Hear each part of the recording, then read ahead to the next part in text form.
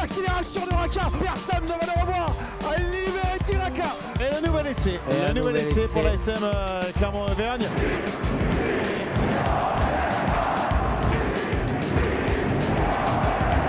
Salut et bienvenue dans l'épisode 18 de la saison 3 du podcast Ici Montferrand, le podcast qui s'intéresse à l'actualité de l'ASM Clermont avec pour ce premier épisode de l'année 2021 Christophe Buron, Didier Cros et Fred Vernat. Messieurs, bonjour. Bonjour Marcel. Bonjour à tous. Bonjour à tous. Alors la question du jour, la conquête va-t-elle doucher les espoirs de l'ASM? Une question que l'on pose au lendemain de la défaite des Jaunards sur la pelouse du Michelin face au Racing.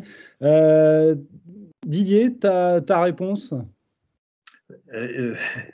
Dans un premier temps, on ne peut que répondre oui. En fait, la véritable question qu'il faut se poser, c'est est-ce que c'est grave et est-ce que c'est rédhibitoire? À mon avis, non, mais conjoncturellement, c'est compliqué. Christophe, ta réponse? Oui, c'est un peu la même chose.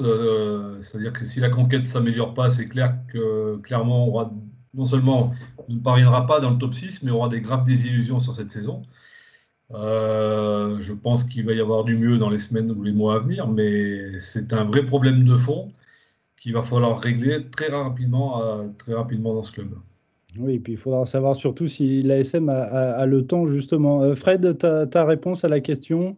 D'une certaine manière, je rejoins mes petits camarades. Je dirais que la conquête, elle douche les espoirs de l'ASM aujourd'hui. Et sans doute qu'on ira vers le mieux d'ici la fin de saison, mais ça sera peut-être déjà trop tard. Alors, Christophe, je vais te citer. Tu as écrit ce matin dans les colonnes de la montagne: quand la mêlée de l'ASM ne tient pas le choc face à des cylindrés du calibre du Racing, il n'y a pas grand-chose à espérer. Toi, tu dis que si ça ne va pas mieux, c'est carrément le top 6 qui peut s'éloigner. Complètement, oui, parce qu'on a vu depuis le début de saison que chaque fois que l'ASM était en difficulté dans ce secteur, d'abord elle ne le faisait pas à moitié, elle prenait vraiment la marée, elle était durement sanctionnée. Je crois qu'il y a pas moins de 7 cartons jaunes, ou même un peu plus, je ne sais pas si c'est pas 9 cartons jaunes qui concernent des piliers cette année à l'ASM, ce qui est tout dire. On se souvient du quart de finale de Champions Cup contre le Racing il y a 3 mois, où déjà Slimani et Falgou avaient été sortis 10 minutes pour des problèmes récurrents en mêlée.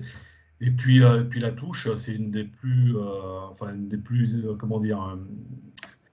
des plus faibles, mais celle qui est la moins performante sur ce top 14. Là, ça s'explique aussi parce qu'il y a eu des capitaines de touche qui sont tombés les uns après les autres, Ituria, Landry, Vahamina. Et aujourd'hui, on se demande qui c'est qui est capitaine de touche, quoi. Donc, c'est clair que le secteur de la conquête est quelque chose qui est encore plus récurrent quand vous rencontrez des grosses équipes qui sont très équipées devant, comme le Racing, comme le Munster, et même Montpellier, alors que Montpellier est incapable de faire du jeu aujourd'hui, et puis bon, il est dans une nasse totale en top 14. Par contre, en s'appuyant rien que sur cet aspect fondamental du rugby, est parvenu à battre Clermont. C'est vrai que sur la touche, c'était particulièrement visible hier soir. On voyait que même les touches gagnées par les Clermontois l'étaient quand même dans des conditions. Il y a quasiment pas eu de touches sur lancer très propres en fait. Il y a des lancements de jeu très propres de la part de l'ASM. Il se trouve qu'en tribune de presse, on était juste derrière, juste devant plus exactement le staff du Racing qui était derrière nous. Donc vous savez, il y a beaucoup de communication avec les hommes de terrain, et moi j'hallucinais pour dire les choses clairement, parce que à chaque touche en fait on voyait très bien que le staff avait tout compris de ce qu'il fallait faire pour contrer l'alignement clermontois, et on l'a vu hier soir, je crois que c'est 6 ou 7 ballons éparpillés dans ce domaine-là. Il n'y a rien de pire quand vous gagnez des pénalités, que vous renvoyez le jeu dans le camp adverse, vous donnez un bon bol d'air et que vous perdez le ballon derrière, mentalement c'est terrible. Pour aller dans le sens de Fred, je pense qu'il faut être plus inquiet pour la touche que pour la mêlée, paradoxalement, puisque en mêlée, je pense que les absences conjuguées de Gédrasiak, de Vahamina, de Ojovan, de Falgou pèsent lourd sur le rendement de ce secteur. Et en l'occurrence, hier, je ne pense pas qu'il faille tirer à boulet rouge sur notamment Slimani. Je pense que c'est plus un problème collectif et de puissance. Il faut rajouter aussi qu'en deuxième mi-temps, clairement, on avait perdu aussi Lee. qui, dans ce secteur, pèse lourd aussi. En touche, en revanche, c'est plus inquiétant puisque les problèmes sont plus anciens. On se souvient déjà qu'à Castres, il y avait eu des problèmes. Castres avait volé pas mal de munitions dans ce secteur, et Castres, c'est pas Montpellier.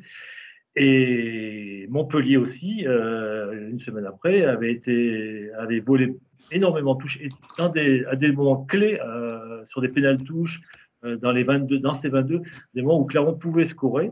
Et à ce moment-là, Clermont avait toutes ses armes. Sur la touche, Gédrasiac jouait, ils avaient toutes leurs meilleures armes à ce niveau-là. Donc, à mon avis, le problème est plus récurrent en touche qu'en mêlée. On a tendance sur la touche à tomber un peu facilement sur l'étalonneur. Hein. Je vois souvent sur les réseaux sociaux, ils prennent pas mal de remarques, alors que globalement, je trouve pas que ça soit Pélissier ou Fourcade, on voyait de grosses pizzas depuis le début de saison. On sent que c'est vraiment un problème collectif, quoi, un problème de réglage, mais on peut pas non plus oublier que voilà, ce sont deux recrues aussi, c'est deux joueurs qui arrivent, et évidemment il y a des automatismes à. Je suis pas tout à fait d'accord avec vous, messieurs. Christophe. Non, pour moi, le secteur de la mêlée est plus prégnant que la touche. Je suis à l'inverse de mes petits camarades. Je pense qu'en l'état actuel de l'effectif, concernant la première ligne, l'ASM a pris du retard. En termes de joueurs spécifiques au poste de pilier.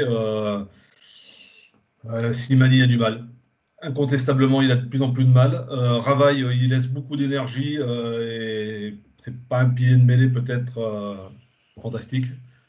Et quant au talonneur, alors évidemment, il manque Ojovan, il manque Falgou, mais quand on voit la densité des effectifs du Stade Toulousain, de La Rochelle, du Racing, je pense que là, clairement... Je te rejoins là-dessus, Christophe, sur la densité de l'effectif.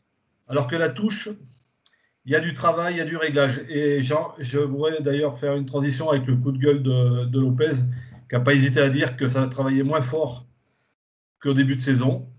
Et je pense que la touche, c'est un problème de boulot. Il faut peut-être en bouffer 1 heure de plus que par semaine. Et c'est peut-être ça qu'il a voulu dire hier soir, notre ami Camille Lopez. Parce qu'il a vraiment été virulent, il a vraiment pointé du doigt. Ce qui n'allait pas dans les attitudes et les comportements. Et on a senti qu'il n'y avait pas que ce qu'on voyait, nous, le public et les journalistes, en match. Sur la mêlée, t'as pas totalement tort, Christophe, effectivement. Déjà, il y a une transition aussi, on l'oublie un peu, mais cette saison, on sent qu'il y a une sorte de passage de relais qui est en train de s'installer. Il y a des anciens, il y a des jeunes qui poussent aussi derrière, mais effectivement, entre les deux, peut-être un trou. Et surtout, effectivement, sur la profondeur d'effectifs devant, on sent que quand les titulaires du poste ne sont pas là, ça devient compliqué. Et on sait qu'aujourd'hui, il faut non seulement il faut des titulaires, mais il faut aussi les remplaçants qui rentrent après la mi-temps. Il faut des joueurs. On voit, hein, le Racing était très armé dans ce secteur-là. Moi, je pense que les absences pèsent un petit peu parce que je pense que quand même, même si effectivement on peut dire que Clermont n'a pas la richesse et la qualité de l'effectif de notre club, avec ses meilleures armes, Clermont vaut mieux que ce qu'elle a montré ces derniers temps, où elle prend quasiment une demi-douzaine de pénalités dans ce secteur. Je pense qu'elle vaut quand même mieux. Et oui. En diminuant par 2, voire par 2,5 ce rendement, elle pourrait même gagner ses matchs encore. Mais le problème, c'est que l'ASM est peut-être plus susceptible d'être en danger dès qu'il y a des blessures, en fait, que d'autres effectifs. C'est là où le bas blesse. Des blessures sur les postes d'avant, c'est des choses qui sont assez traditionnelles. Là, on voit que dès qu'il y a, c'est ce qu'on disait, dès qu'il y a quelques absences, ça devient compliqué. C'est pas le cas de peut-être toutes les formations qui sont devant elle au classement. C'est pour ça en deuxième ligne, l'absence de deuxième ligne aussi ces derniers temps pèse lourd aussi quand même. Les tracteurs, il y a les piliers. Oui. Bon, le petit Ladan, il est sûrement mais il n'a pas les chevaux, il n'a pas la puissance de Bahamina ou de Timani quand il est à 100%, et encore moins de Gédrasiac, quoi. Ou d'Ituria s'il était là, sûrement, hein, puisqu'on pense aussi à Ituria qui fait ce secteur.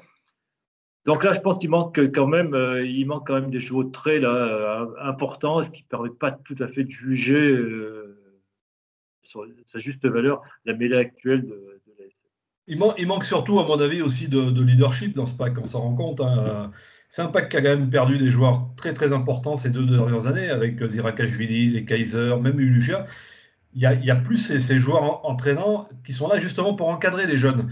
On a un peu lancé quand même dans le grand bain les De Seine, les frères Lana, même s'ils ont déjà une saison derrière eux, ce genre de joueurs. Et c'est compliqué quand ils ne sont pas entourés de vrais papas, qui étaient les Zirakashvili, je le répète, voire les Kaiser et compagnie. C'est compliqué.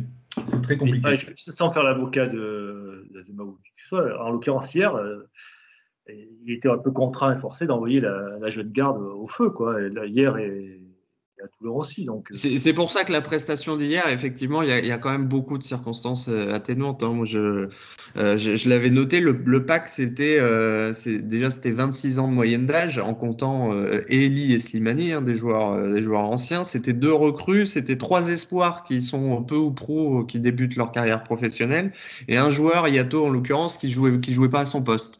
Donc tout ça, c'est du bricolage, évidemment, compte tenu des absences et des circonstances. Eh bien, messieurs, ce sera le mot de la fin pour ce débat enrichissant. Dans un instant, bien évidemment, le quiz. Attention, avec le retour de Christophe, messieurs, vous méfiez. Moi, je m'en vais. Avant que tu t'en ailles, Didier, on va passer au top et au flop. Tiens, on va commencer avec toi, Didier. Ton top, s'il te plaît. Mon top, ça sera la victoire de Castres, qui est allé s'imposer contre tous les pronostics à Lyon. C'est une victoire qui a arrangé aussi, il faut bien le dire, l'ASM dans cette période difficile, puisqu'elle permet à l'ASM de rester un peu collé au 6e de la CDR Lyon et d'atténuer un petit peu les conséquences comptables en revers hier contre Racing. Alors, on va rappeler que Clermont... Et je rajoute aussi que c'est d'autant plus un top que Castres s'est imposé à 14 contre 15. Oui, on va rappeler que Clermont, au classement général, est 7e pour l'instant avec 29 points et 2 matchs de retard, notamment sur les leaders, notamment sur La Rochelle qui est leader et le Stade Toulousain, 2e au classement. Christophe, ton top? Mon top, c'est Mathieu Jalibert, le demi d'ouverture de Bordeaux, qui, dans un contexte pas facile pour lui, parce qu'il y avait une énorme pression depuis la semaine dernière avec la blessure de Ntamak, on sait qu'il y a une place de numéro 10 à prendre en équipe de France. Il était en concurrence avec le jeune Carbonel à Toulon. Il s'affrontait dans ce match-là. Et très clairement, il a pris l'ascendant. Et à la fois psychologiquement, on sent qu'il y a chez lui cette pointe d'orgueil et de confiance en son jeu. Et il a su relever ce défi-là. Il a fait une prestation exceptionnelle. Il a non seulement marqué un essai, il nous a fait un 4 sur justement un crochet intérieur magnifique sur son vis-à-vis Carbonel. Et puis il a été judicieux au pied. Il a très bien animé cette équipe. Donc, comme quoi, il y a des ouvreurs qui savent jouer même avec une forte pression en France. Ouais. 3e et dernier top, c'est celui de Fred. Alors, moi, mon top, c'est un joueur du Racing. Pour le coup, c'est Donovan Taofifenua. Je voulais saluer au-delà de son match d'hier qui était plus que correct. Hein. Il fait un contest, il casse quelques plaquages, il fait plutôt un bon match.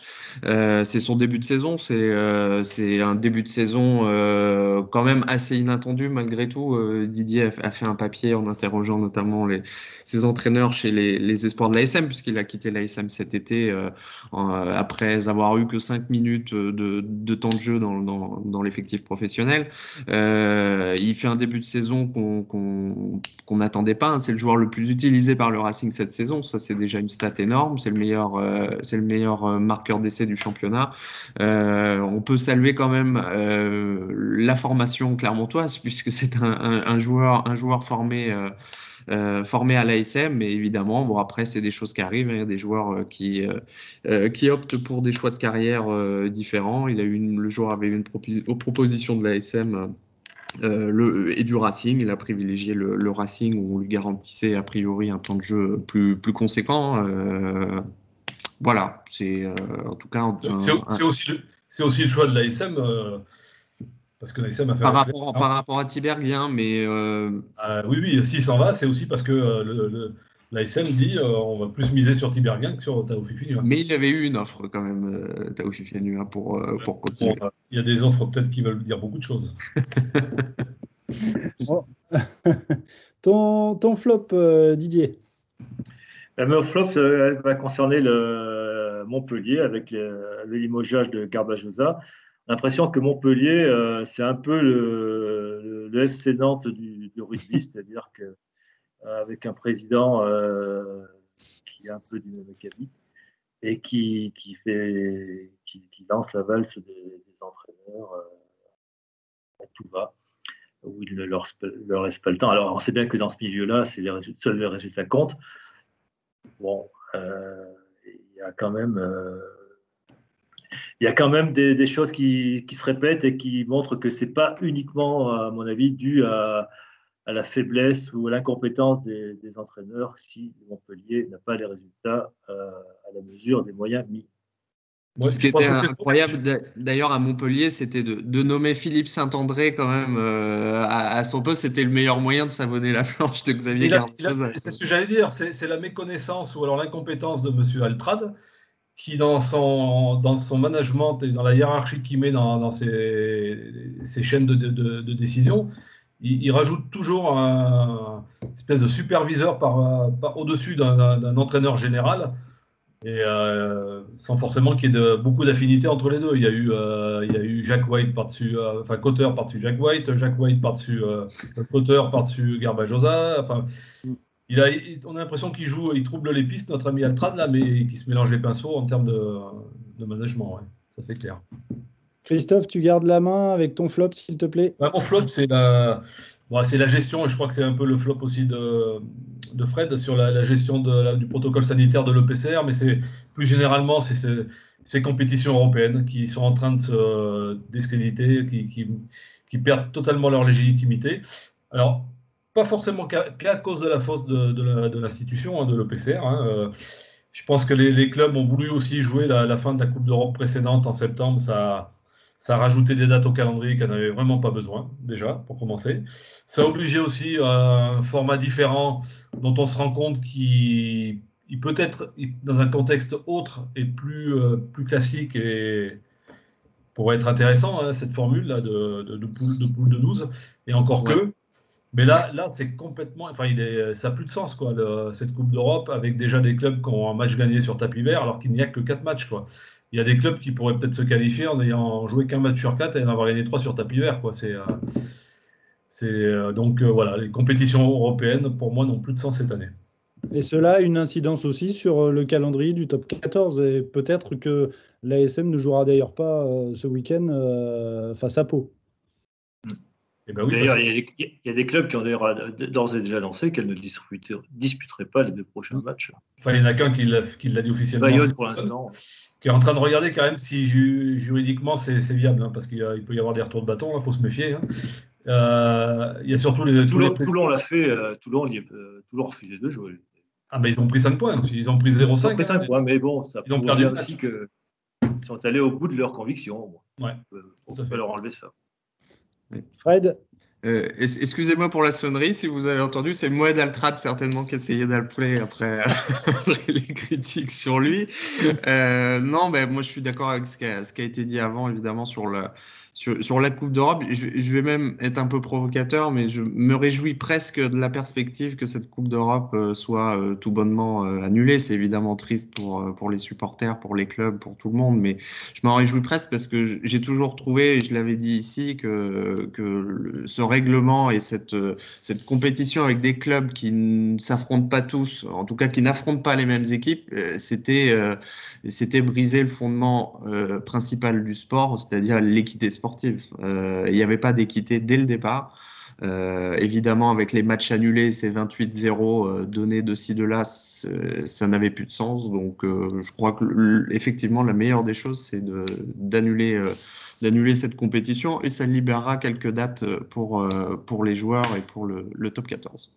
Je ne suis pas sûr que cette compétition sera annulée, puisqu'il y a des intérêts derrière, notamment les diffuseurs qui vont mettre une énorme pression pour que cette compétition continue cette saison, malgré tout.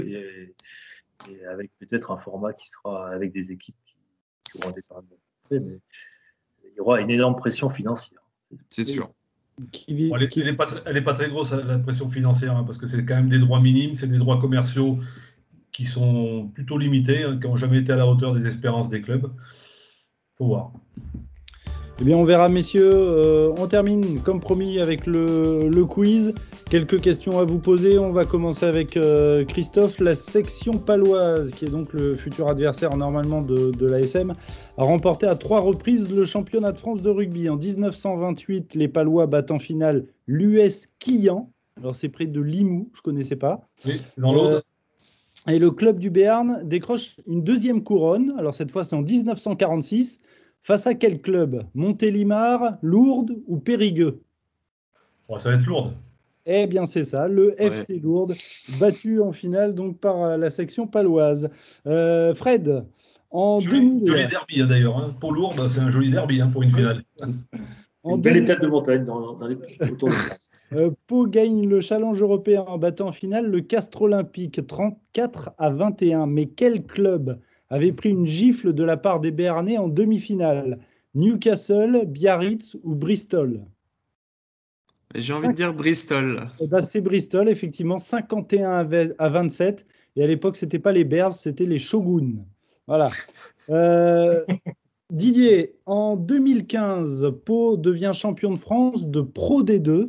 Le club termine la saison avec 11 points d'avance au classement général sur le 2e. De qui s'agit-il? Perpignan, Agen ou Mont-de-Marsan? Qui était le 2e cette année-là? Agen, peut-être. Eh bien, Agen était 4e, Perpignan était 3e et c'est Mont-de-Marsan qui a terminé 2e cette année-là. Chance. Christophe, qui était l'entraîneur de la section paloise lorsqu'elle a remporté le challenge européen? Laurent Rodriguez, Jacques Brunel ou Frédéric Torossian? Dans quelle année? En 2000, donc le challenge européen. Donc face à Castres. En 2000. Laurent Rodriguez, Jacques Brunel ou Frédéric Torossian? Jacques Brunel. Eh bien, c'est Jacques Brunel, effectivement, qui coachait la section paloise cette année-là. Fred, parmi ces joueurs qui ont porté les couleurs de la section paloise, qui compte le plus de sélections en équipe de France? Philippe Bernatsal, Robert Paparamborde ou Damien Traille? Damien Traille. C'est Damien Traille, effectivement. 86 sélections, dont 34 quand il jouait à Pau. Didier, quel est l'autre nom du stade du Hameau? Est-ce que c'est le stade de l'Aviation, le stade du Colonel de Fornel ou le stade Saint-Léon? Le Colonel, non? Eh oui, c'est le stade du Colonel de Fornel, l'ancien nom du stade du Hameau. Il me reste 3 questions. Bon, là, ça va être un peu plus de la galéjade, comme dirait l'autre. Il va falloir que vous trouviez des joueurs qui ont évolué ou évoluent sous les couleurs de Pau. Christophe, je suis né le 17 septembre 1935.